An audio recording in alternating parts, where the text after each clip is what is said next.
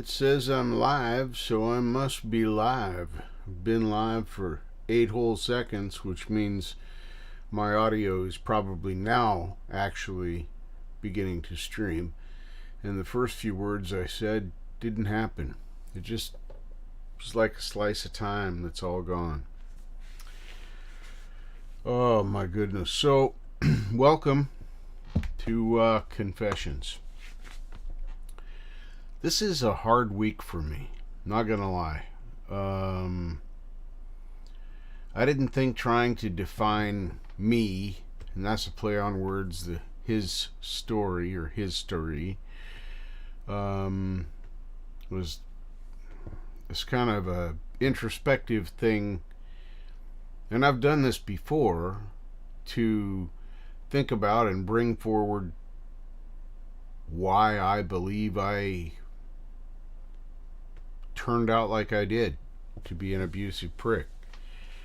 And I've thought about that a lot this week. And the answer is I still really don't know. And I know that sounds like a cop-out, but it's really not. Because at the same time, I think I have an idea as to why.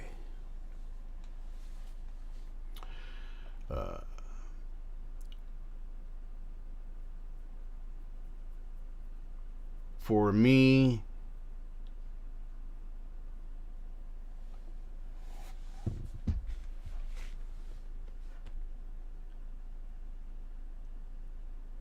wow. Now that I'm saying it, it's hard to say it. It's been in here. I don't have a script. Well, I never have a script, but I don't even have an outline tonight. And the reason I don't have an outline is because I didn't have anything to really outline. I knew what I wanted to talk about, but not how I wanted to talk about it.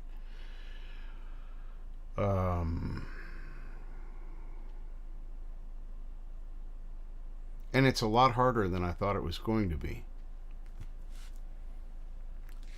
Before, this is a step in my amends letter, and if you don't know what that is, I'll be talking about it later, but it's something that you do.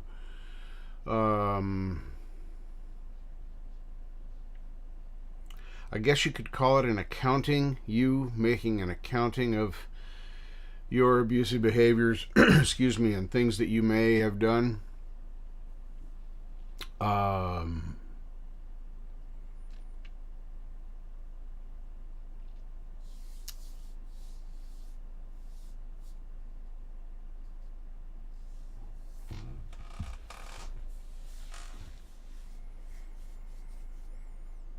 Blue Unicorn, thank you.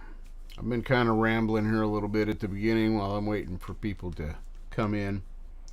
Kind of going through my thoughts of what's been going on with me this week while I'm trying to come up with what I want to say tonight. I was a pretty well-adjusted kid, as I've said before, previous episodes of this very show. I had a good upbringing with a family that supported and loved me, and I never doubted that for a second, even when I got in trouble. Punishments I got, I deserved, and they were fair.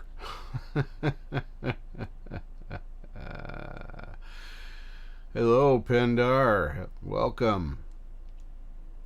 So how does a relatively well-adjusted kid, albeit did get involved in some drugs there for a few years, maybe 5 or 7 something, anyway, nobody's counting, got away from that and then turned my life around. My early 20s, as I entered my 20s, literally my life was on an upswing. I'd been clean for a year. I had a good job, supportive friends, stable home. I just shared the monthly bills with my mother, just as though I were a renter or whatever. Whatever the bills were, we split them, and it worked great. She didn't have to be alone because my father passed when I was 14, and I had a home. So it worked. And I struggle with what happened to me, because at that point in my life, it seemed like everything was good. And then I remembered that 1986 came along. And I started thinking about that. 1986, if you haven't heard me allude to that before, is the year that my mother died unexpectedly. It's the second close and traumatic death I'd experienced in my life thus far in my 22 years. My father being the first one, stepfather, but I call him my father. He deserves that. And then my mother passed 8 years later, and it was a really messed up deal. The whole thing. Hi, Camellia. Welcome. Auntie Adjack. Welcome. Preston. Yep, got to get that water.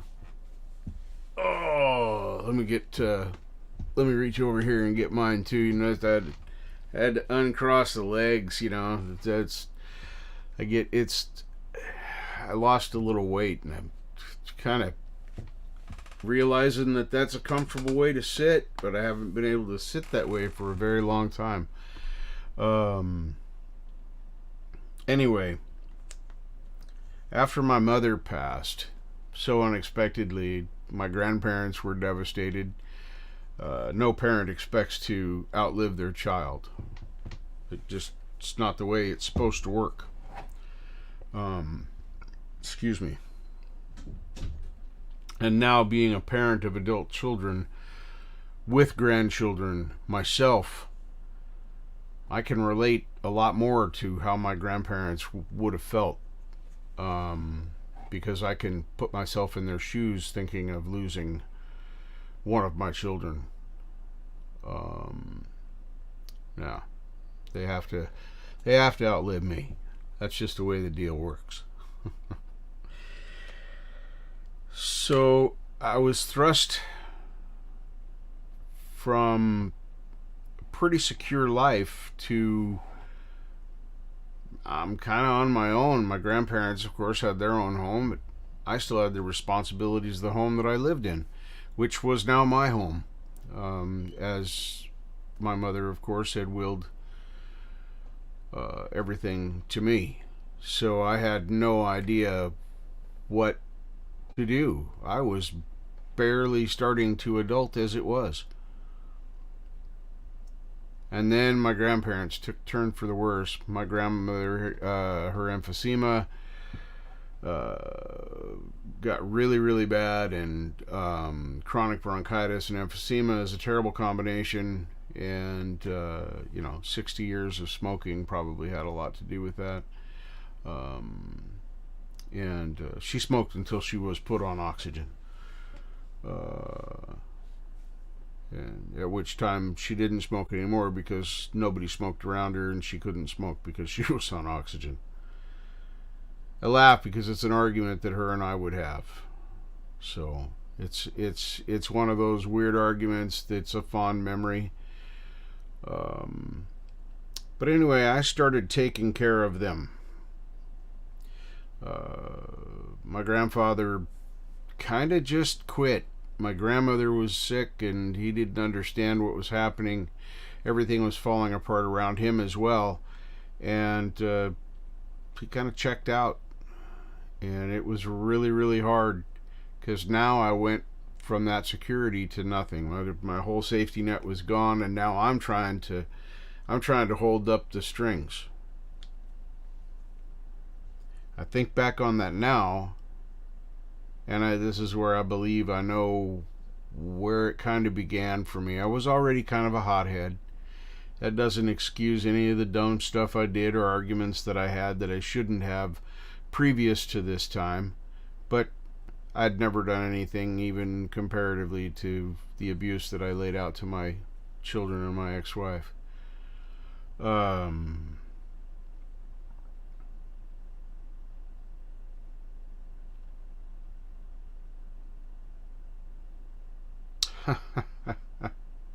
I did it to myself.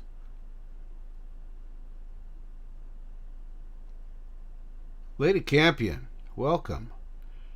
Les Nagy is out there. Well, hello, hello. My goodness, all the cool kids are here. Since I lost my train of thought, I figured I'd just look at the chat and kind of catch up because I was lost there for a minute. Oh yeah, safety net. There we go. Pulled the rug out from under me and I was holding up the strings. I'm back. I think that's where the turning point came, because suddenly I became bitter. Blue. Oh my goodness, I'm so sorry. Blue. Hold on. Gotta have a blue break here. Here's my blue heart.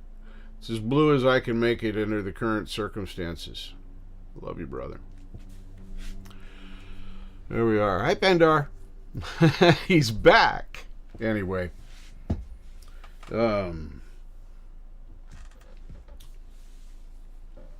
I got angry. I was angry because everybody left me. My grandparents were all but checked out. I couldn't ask them for advice because my grandmother was barely clinging to life, and my grandfather had already said nope. He would ask me every morning, "Where's Mama?" meaning his wife, my grandmother. So she's at the hospital, so they can try and fix her lungs up again. Of course, they weren't going to be able to do that, but that's what they were trying to do, so I wasn't lying to him or giving him false hope. But anyway, here I was, 23 now, and for about a year I had held it together fairly well. Of course, I had my machinist career and my hot rods and all that stuff I'd been working on, and at the time I had a 70 Chevelle, and I wanted to take it to a car show in Sacramento, California. And I wanted to drive the car down to the car show, participate in all the events, do the fun stuff, and then drive home. That was my vacation that year. I went on vacation and my grandmother passed away while I was on that vacation. And because of the circumstances, it was pointless for me to try and go. I didn't have the money or the wherewithal to get on a plane and go back up and try and get there before she passed. Even at that, then my wife and my car are still there. I have to go back and get them. It was a very, very complicated time. And then I went right into taking care of my grandfather full-time and working full-time. So once again, I was mad because people left. And I think I internalized that because I didn't know how to talk to anybody about it. And remember, this is not excusing my abuse towards my children and my ex-wife. This is simply my introspection as to why I may have become that way. There's never an excuse for my abuse. That I didn't intend for that to rhyme, but I think it's important to say it. So that the words have been out there. Allie Patches? My goodness. Hello, Allie. It's good to see you. Bud Files is here now. Goodness, everybody's here. No fun. So once again, it doesn't excuse what I did. It doesn't say, oh, well, poor Richard, he is, no, I could have handled that differently, and I could have done things differently.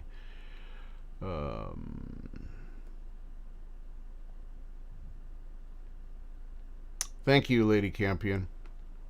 Thank you very much. I appreciate that. Um,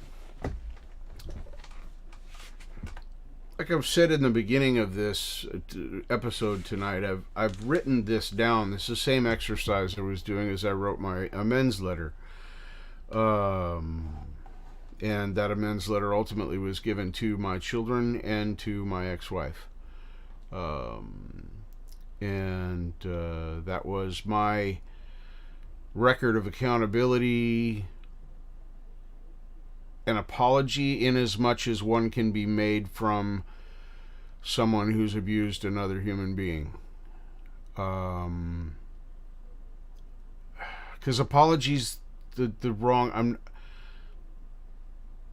I was I wasn't apologizing for what I had done because there's no way to apologize for that. I was trying to show my remorse and my commitment to being something different moving forward. And that's exactly what I did. And that is exactly what my children saw. So if there was any positive that came out of it, it was me taking responsibility for my actions and my children seeing me do that.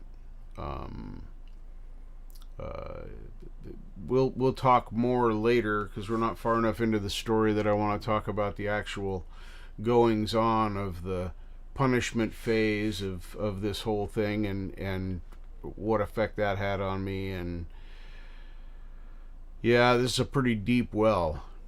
But by the time we get to that point, we're probably going to be into this another 4 or 5 episodes, and by then I'm hoping to be able to start inviting people on once every fourth show or so, once a month ish, however that works out, because there's not always 4 weeks in a month.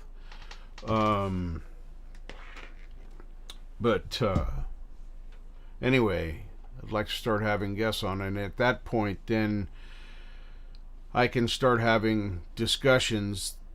The subject matter is still going to be the same, but it'll be another person live with questions and perspectives and feelings and things they want to say. And I'm going to leave that open as long as no one comes in and is abusive. I will be open to conversations, even if they're uncomfortable, as long as they're civil. Just like the same rules in the chat. It's what we all do. Well said. Well said. Well said. Thank you. Thank you, Jampro. Appreciate you. And I want to say also, this is not. It's not me.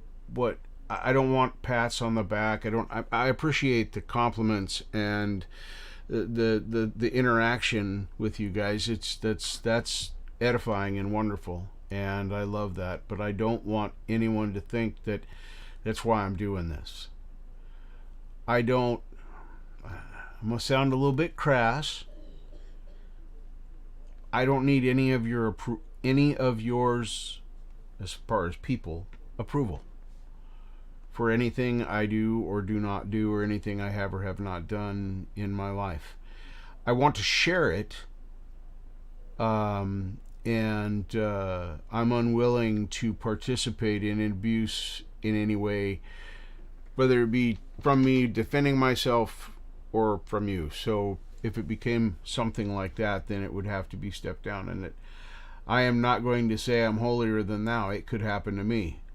Something could trigger me, and I could step over a line, and it could become emotional. This is a hard subject to broach, especially if you're really trying to stick your foot right in the middle of it and get your hand on what makes it what it is. It's my OCD that does it to me. It's kind of why I'm such a good asshole. Yeah, That's true. Some will never acknowledge it, and some have never acknowledged it. Um, there are people in my life, of course, I will not name, um, who have similar issues, problems to mine, and they haven't changed. They're still the same as they were. Uh, so am I, except that I have tools that I can use to help keep that demon under wraps. And when I use the tools, I do have a good handle on what is my rage and anger. Unreasonable and weird that it is, especially now that I've dealt with the depression as well. Or I should say, am dealing with the depression as well, because that's an ongoing thing. So, and it may change. It has in the past. So right now, I feel fine, and I'm okay, even when I'm not okay. And you all know I'm a huge fan of Imagine Dragons and the song "It's Okay to Be Not Okay."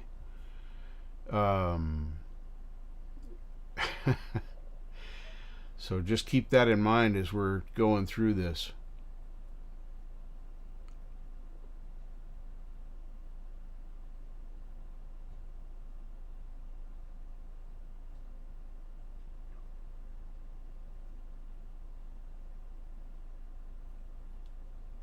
Again, well said, Lady Campion. Well said. That is exactly true. And if you missed this in the chat, I'll put it right there for you to see on the screen. So as you're all enamored with my beautiful face, you can see these words here.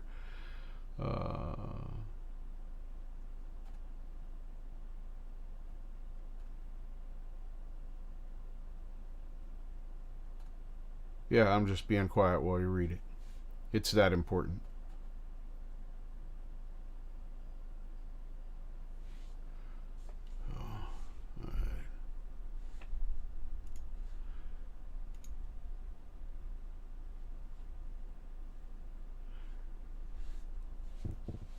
And there's another one. Also well said. And in a way, this is exactly why I say I don't, at this point, my children are fantastic parents and amazing human beings, and I'm very, very proud of my children.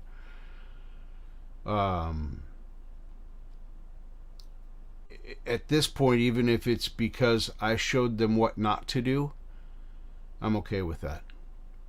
So kind of goes back to the same approval thing that I was or was not seeking. But very good stuff, and this is why I want this to be in a public forum. That's why I want to do this way. I'm doing this to open discussion about something that people don't talk about. That's the biggest problem about people like myself, and the way that we can and do get away with being abusive or controlling or mean and have other people not think that, is because of the way it's shushed. Nobody talks about it. We don't talk about Bruno. Well, let's get Bruno out of the fucking closet, sitting in the middle of the floor before the house catches on fire, shall we? I know. I love that movie. So I had to throw that in there because I could. I appreciate you guys being here and participating in the chat. And that's really, really, really more than I could have ever hoped for when I started doing this, was to have people that would come in here and participate and talk and ask questions and make statements and share experiences and viewpoints about a very sensitive and touchy subject.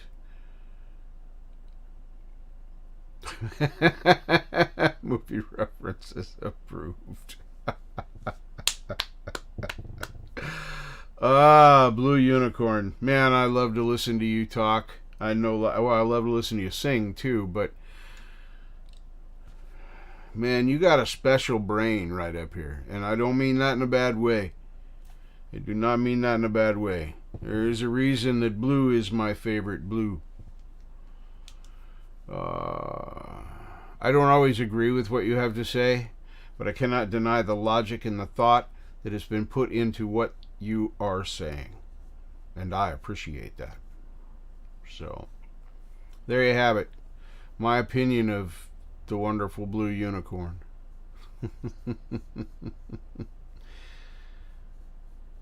Because that's another thing I learned as I came through all this and started to try and learn how to not be an abusive prick. As I'm a very opinionated and very judgmental human being.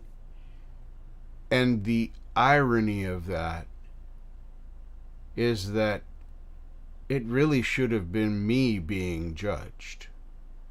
So, hey, indeed.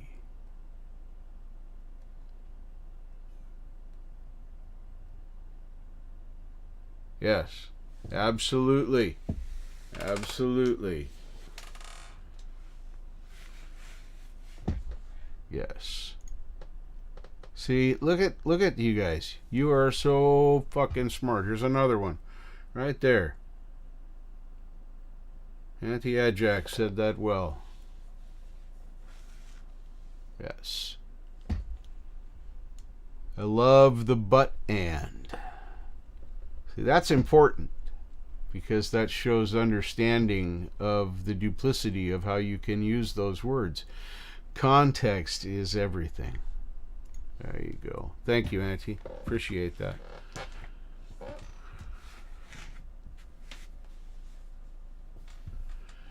Wow. So many, many cool people here.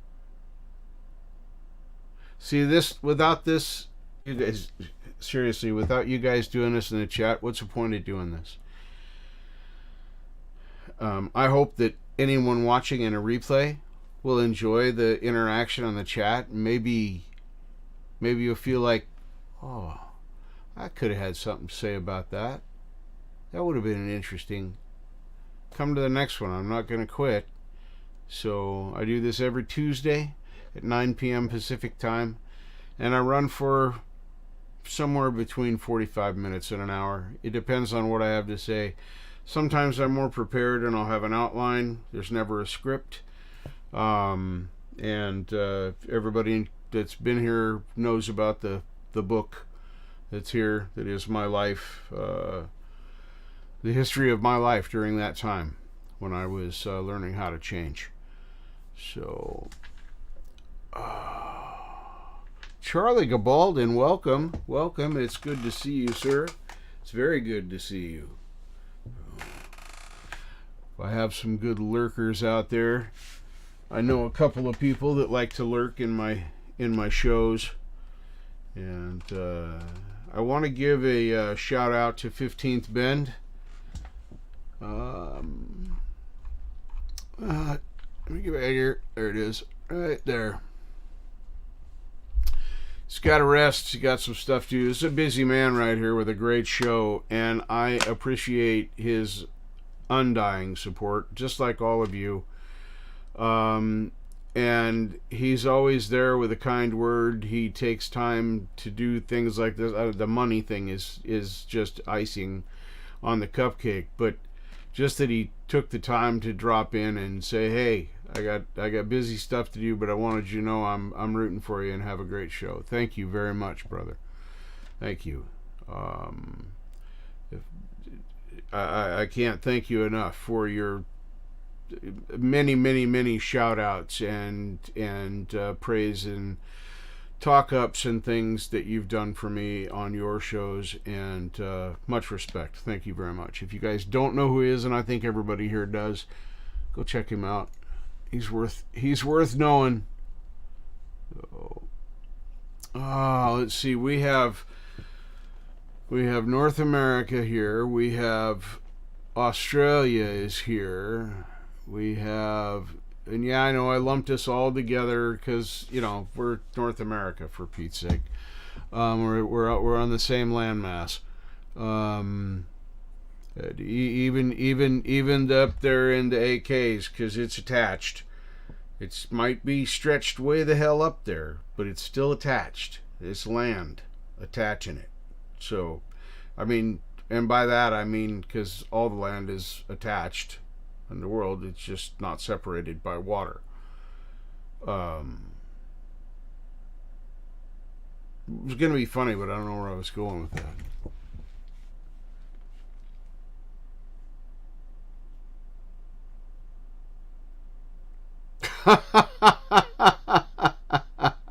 I think that's skewed because of live viewers that liked it and people that have checked it out since it hit their feed. Maybe. Just a guess. Because, yeah, YouTube's fucking weird. Yeah, so we've got Camellia and Les Nagy down there on the Australian continent, and then we got North American continent up here, Canada too, but that's once again, it's a different country, but it is still North American continent. So, because, you know, that whole connected thing, no. That whole not separated by water thing. There we go. Oh, Ali Gatelia, thank you for coming by. Good to see you. Tectonic plates, yeah, that's the things. We're all attached by them things. They kind of roll and wiggle and bounce and crash, but yeah, we're always attached to them. So... hydrate, folks.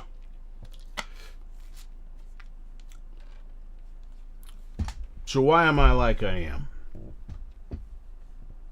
Once again, I really don't know. I don't know that I ever will, but I'll always be searching. Maybe I'll get an epiphany someday and I'll understand.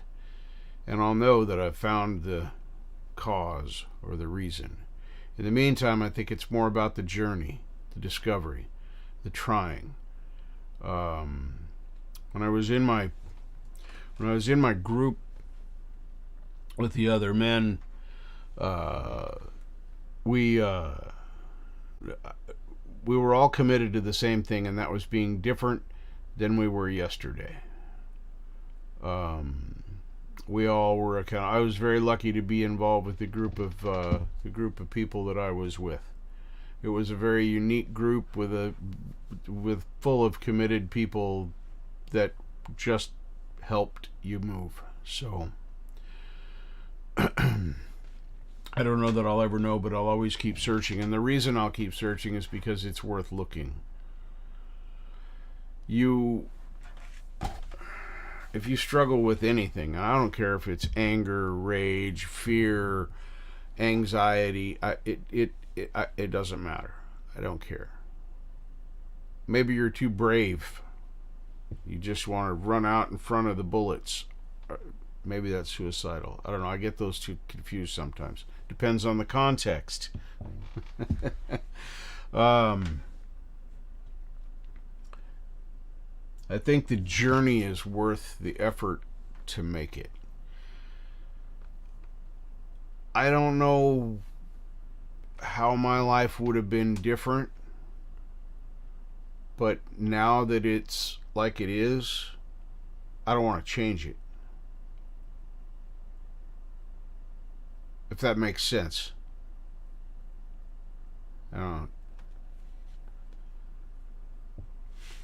Nobody deserved the abuse that I put out, but the sum total of everything that happened being, by our current technology standards, unchangeable because we don't have an actual time machine.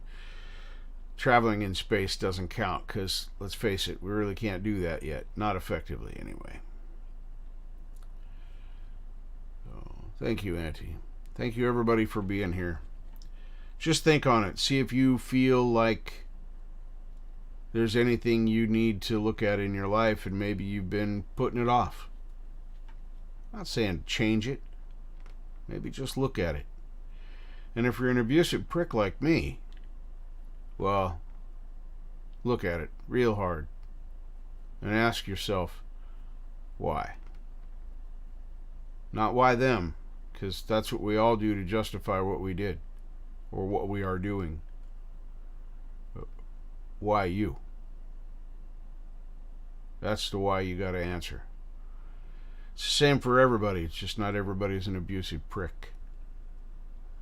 Thank you, Auntie. Appreciate that. Appreciate that. That is, and I have not watched that video yet. I will go watch that right after the show, because I'm going to wrap it up here. I don't really have much more to say because there was no preparation, because I didn't know what I was going to say or how I was even going to broach this subject. This was a difficult week for me. Normally I'm pretty good just talking off the cuff. If you've watched my Lame Live, which will be tomorrow night, then you'll know that I can talk. Yeah, I can talk.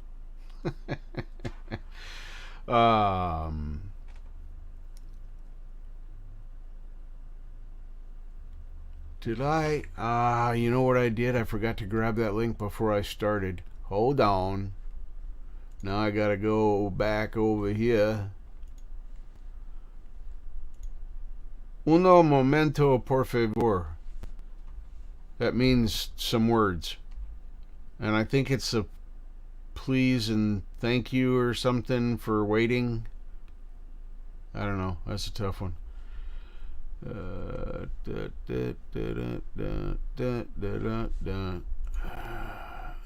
here. Yeah, show it. There it is. Alright.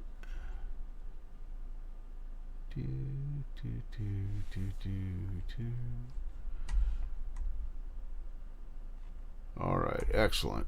Okay, so this will work if I go. Can I go back? There.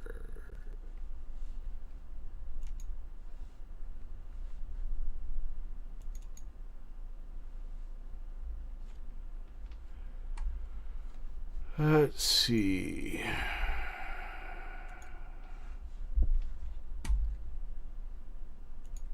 Here.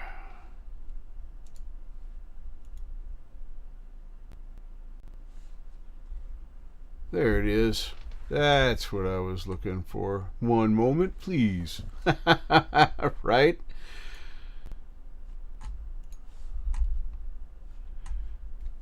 Because I made a boo-boo. It's, that's what I do best, is make mistakes. That's why the thing says that, making it one mistake at a time. Yeah, I invented that process. Here it is. Now we're going to start going out. This, strangely, is from Blue Unicorn. This is what I'm going to go out with tonight. I'll close this down. I don't need to see this. This is Mr. Smith and Blue Unicorn. This song is amazing. You have to like it. Well, you don't have to like it, but you know what I mean. It's really good, and you're going to like it.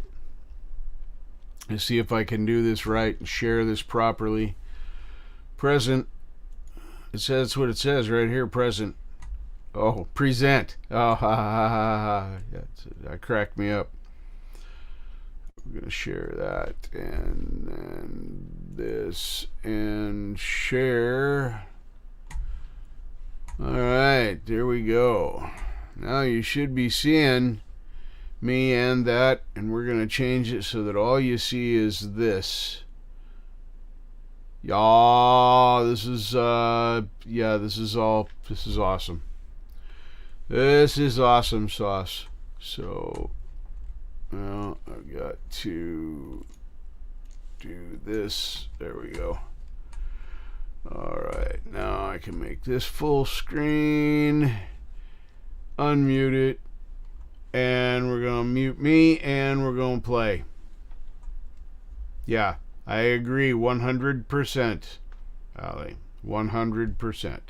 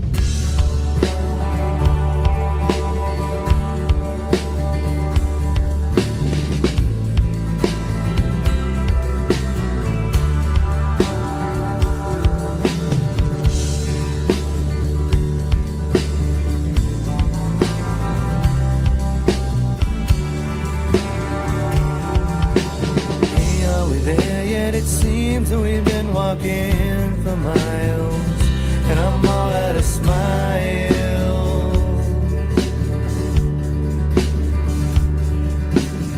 Every day is the same, and the song has been played too many times, and I've heard all the rhymes.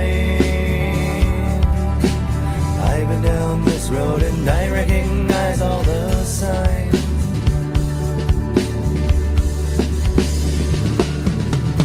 So what if tomorrow the world should end? Would it mean anything? Or would it be exciting?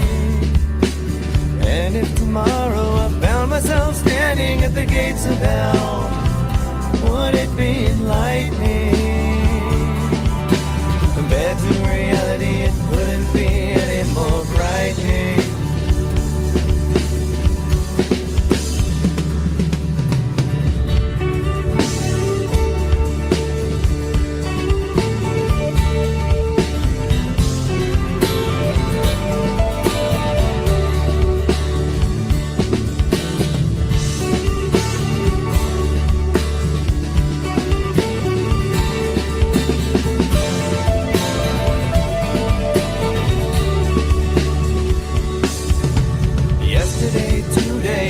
Tomorrow, and next week will soon be last year. Instead I fear, oh, then nothing is clear to me. I wish that I could die just for one day, so that I could go back in time and see who all would mourn for me, who really would mourn for me.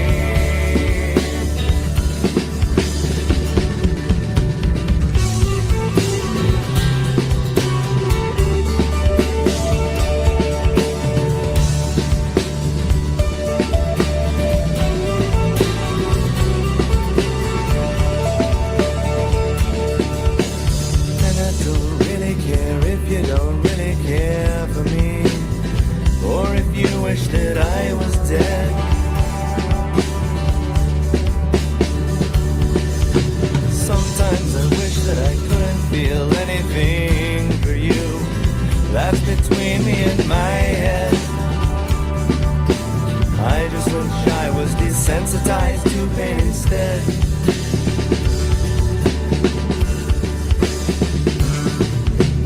And I don't give a shit if you don't give a shit for me. Only I wonder why. Every moment I spend with you, I commit spiritual suicide. Only I cannot die. Only 25 years had gone by, I was too young to die.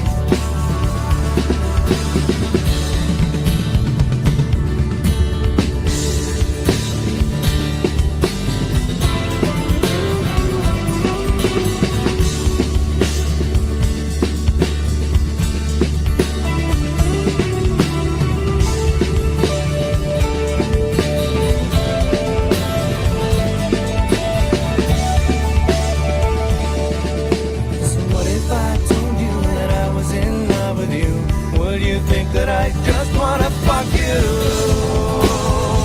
I suppose that could be true. But what if I told you I can't live without you now? Would you believe me, or would you deceive me and tell me you love me too?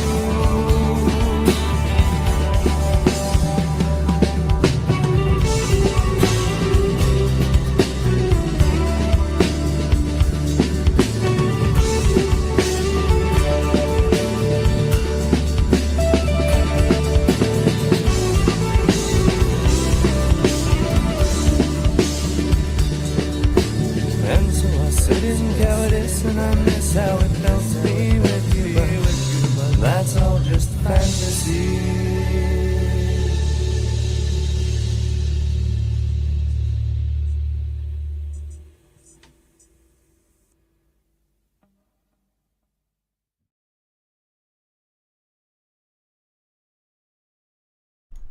Whew.